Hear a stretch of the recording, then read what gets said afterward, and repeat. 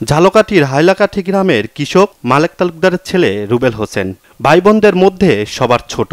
দারিদ্রতার কারণে স্কুলের বারান্দায় থেকে সংসারের হাল ধরতে চাকরি নেন আশুলিয়ার একটি পোশাক কারখানায়। চাকরির টাকায় ভালোই চলছিল পরিবার। ৫ আগস্ট স্বৈরাচার সরকারের পতনের পর বিজয় মিছিলের গুলিতে নিহত হয় রুবেল।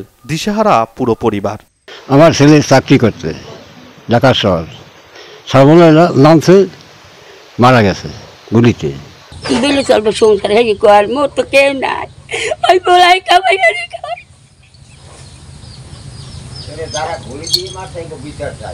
আর যারা গুলি দিয়ে আছে এগো বিশ্বাস চাই, আমি এগো বিশ্বাস চাই। তার ফ্যামিলিটা সেই চালাইতো, সে এখন তার ফ্যামিলি খুবই দুর্ভোগে পড়ে গেছে।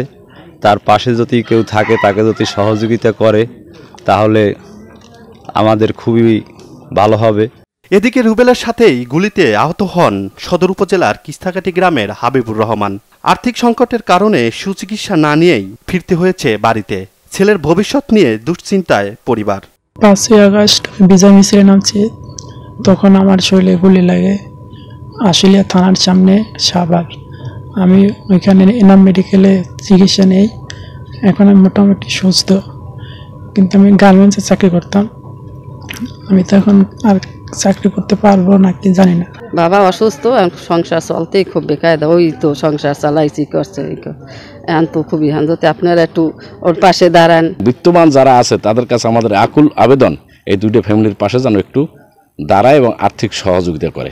ছাত্র জনতার আন্দোলনে হত্যাযজ্ঞে জড়িতদের বিচার ও নিহত ও আহতদের পরিবারকে সহায়তার দাবি জানিয়েছে এলাকাবাসী। Bangla vision news desk.